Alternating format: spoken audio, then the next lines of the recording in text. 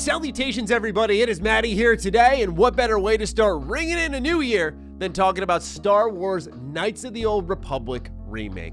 Ladies and gentlemen, this is not just my most anticipated game of 2022, if it comes out that year.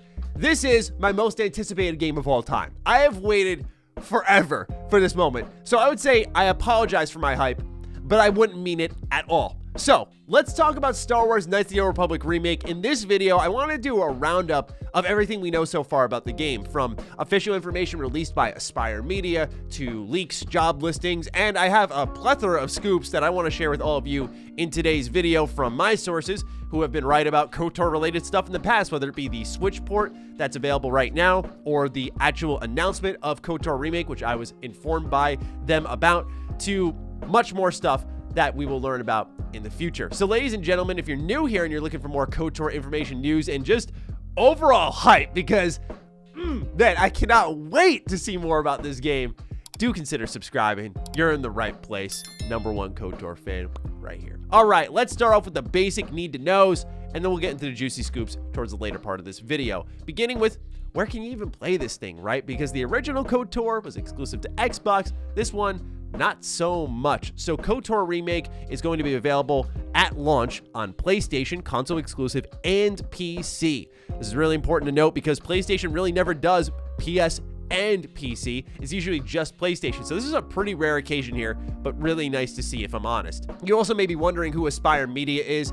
They're best known for their work on porting old Star Wars titles to modern consoles. So Republic Commando, Episode 1 Racer, Jedi Knight Jedi Academy, Jedi Knight Jedi Outcast. They've done all of those games as well as Knights of the Old Republic and brought them to modern systems to be re-experienced by a new audience. So they've done some really important work for people like myself who grew up with all of these games, and now they're moving into their first true game development project. And by that I mean like a full scale from the ground up game, not just porting assets and trying to figure out how to make it work, which is a challenge unto its own, but this is something that I think is a lot more daunting, if you will, especially a classic like KOTOR. But they have a lot of familiarity with old Star Wars games, and they clearly have a passion and appreciation for them. Their wording on the official PlayStation blog when announcing this is, "We're rebuilding one of the greatest RPGs of all time for a new generation with modern tech, features, visuals, and more," which we'll get into all of those in a matter of moments, while maintaining the integrity of the story and characters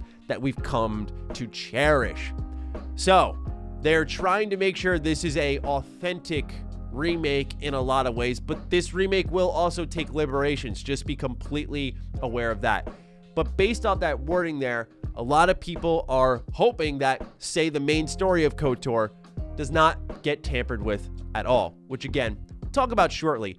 That stems into writing, which was a major point of contention for KOTOR Remake when some notable hires started to get scooped up on Twitter and people were going, oh, the excitement was fun. The most notable one I saw across the Star Wars community was Sam Maggs, who had some tweets that people were not a fan of, showcasing that her fanship could have been spotty. I thought it was a joke, but also that her engagement with the Star Wars fandom has not been generally positive, so a lot of people were upset about that.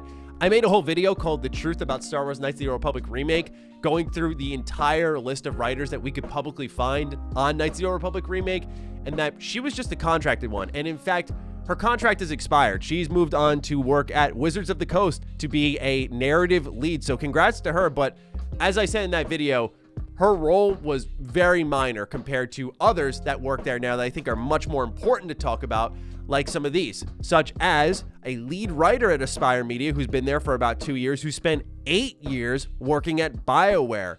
That's one thing that Aspire has done a lot of if you're new here. Aspire has taken a lot of talent from BioWare, who was responsible for the original Star Wars Knights of the Old Republic, and brought them over, or talent that's responsible for keeping Star Wars The Old Republic alive, which kept the Old Republic in general somewhat relevant in the gaming space for so long, and brought them over into KOTOR. Now, for a lot of people, the Old Republic as a MMO has some really bright moments in its storytelling, but also some not so great ones with, say, how they handle Revan.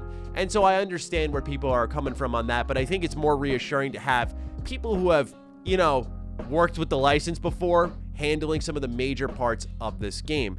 And that even tracks into animation lead, where they've hired someone as an animation lead who worked at BioWare for 11 years.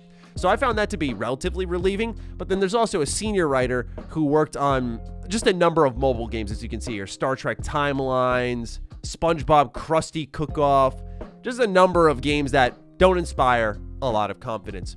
So that's the status of the writing team overall. Just a very quick look at all of that. There are many more there, as I've been told the team has about doubled in size since 2019 when they really started to ramp up for this project. But let's also talk combat. So we all know Star Wars Knights of the Old Republic is real-time turn-based, meaning that you'll select your attacks, but the combat's going to keep moving until you decide to pause it yourself. Otherwise, everything's going to continue to flow. You can stack moves if you'd like to, but otherwise, the combat has its own rhythm. So it's not quite action. It's not quite fully turn-based.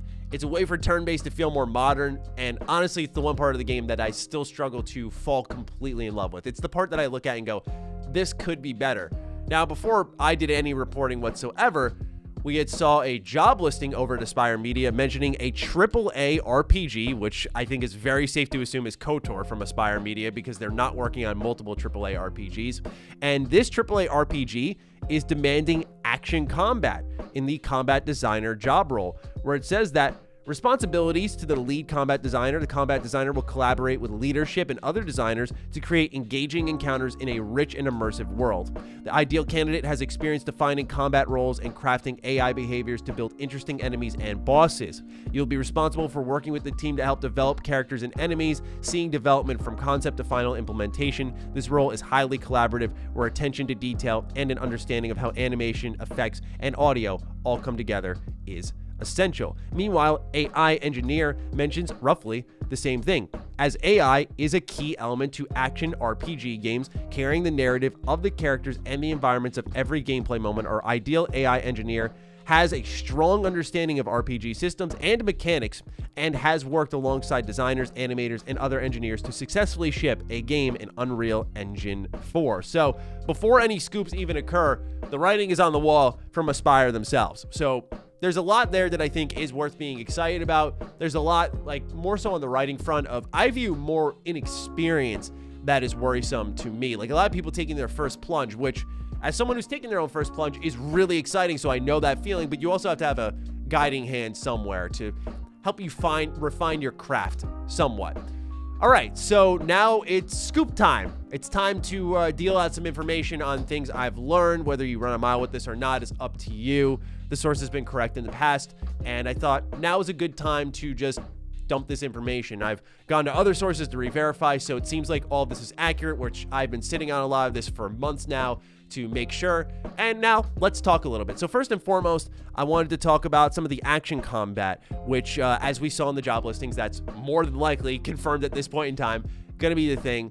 What it was compared to in the terms of inspiration, this does not mean the execution will be like, but inspiration, they looked at the likes of God of War, Neo 2, which, by the way, the latter to me is more exciting. I thought God of War's combat was really good, but I love Neo 2. There's just a flow, a quickness to all of that, and if they're looking at that, we might be in for a treat. Specifically, what was noted was one gameplay mode. Now, I'm going to announce when I move from speculation to reporting. So right now, we're in speculation mode. I could speculate that one gameplay mode could be something like, I think of Final Fantasy VII Remake. I don't know if that's actually the case, but I do think of something like that where you can slow down time. It does have turn-based elements, but it's still an action game, right? If that's the type of mode they're looking for, that'd be really cool. I also think of Dragon Age Inquisition. That is a game that, while I think is very flawed, had a really cool combat system that mixed together action and strategy, and that was better for the higher difficulties. So I'm going to be curious to see what that turns out to be like.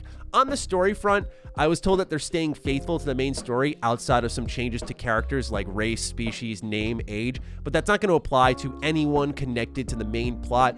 Certainly, I'll be one holding them accountable to that, because none of those characters, I mean literally none of them, even down to Davik and Terrace, none of them need changing. Cal Nord, nope.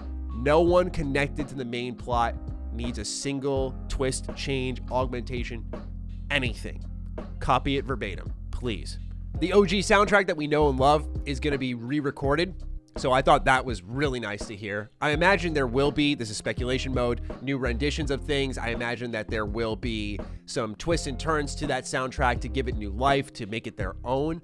But to know that they're going to be leaning in at least to the OG soundtrack to some extent is really nice. Again, my brain, still speculation mode, keeps going to Final Fantasy VII Remake here, which I thought was pretty encouraging. I just hope that on a main story front, they don't go Final Fantasy VII Remake. And if you played it, you know what I mean. Because, look, I love Final Fantasy VII, but I don't love it as much as KOTOR, where when 7 changed, I went, okay, let's see where this goes. When KOTOR changes, I'm going to be like, I don't know if I want to see where this goes.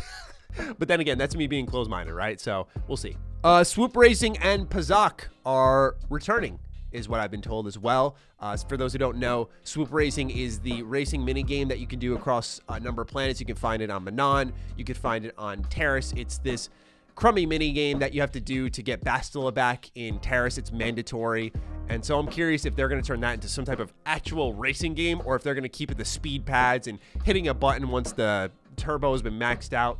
And this game mode stinks for one reason. It's because of the main quest requirements, because whatever timing you get, the game undercuts it by like a second or whatever. So if you go really fast in your first time going through the swoop race on Terrace, what'll happen is they'll undercut it. So then it makes your next race like way harder. So you kind of want to make sure you go a little slower in that first race. So I'm curious to see how they're going to handle that. If anything's going to change, I don't know. And then Pazak returning, I mean, pure Pazak, right? Shout out to anyone who knows that reference. Love that. Love to see it.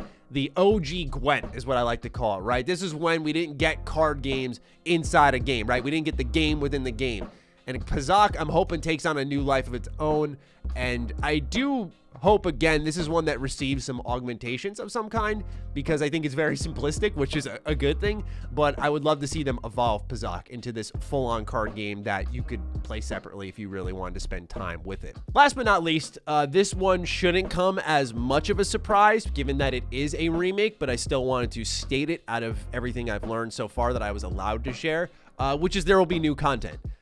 This isn't going to just be, when it comes to a faithful remake, everything, including the side quests. It seems like there's going to be new stuff. What that is, I don't know. If that means new branches to the main quest, if that means new side quests, if they're honoring the integrity of the main quest, I imagine that won't be the case, but I'm assuming this means new side quests. I don't know what this means to, say, the environments, how open they become, if they're going to follow that fashion that we've seen before. Like, Tatooine's very wide open. I expect them to do that. I don't think they're going to disrespect it in that way. Maybe they'll keep things open, like less loading screens. That would be almost jarring. I'm so used to like those. It's imprinted in my brain where those loading screens are. So maybe they remove stuff like that. But when it comes to new content, I was not specified what it was, but I would imagine quests, characters, that type of stuff. And that's maybe where some of those freelance writers do come in and play a factor. And we'll just have to keep an eagle eye on what that is, because let's be open-minded for a second here. This could just add more to the game. Who knows? It could add legitimately good stuff to the game and improve it, enhance it, give us more memorable moments with some of our favorite stuff. But that's all I had to really share with you in today's video, between what we know officially, what we know reportedly, and what we know through job listings. So I just wanted to give the community something to think about, something to talk about, because, again, this is stuff that I've been hearing, I've been sitting on for a little bit, and I wanted to do a little bit of reporting of my own once I got the go-ahead, like, yeah, talk about some of it. So that's what I got for all of you. Looking forward to seeing some of your thoughts in the comments down below. Please do fire away. Other than that, follow me on Twitter, follow me on Instagram. Those links are in the description down below. And a big thank you to all the patrons, all the members who continue to support the hell out of the content here. Stay sexy, stay active. I love you all. Peace.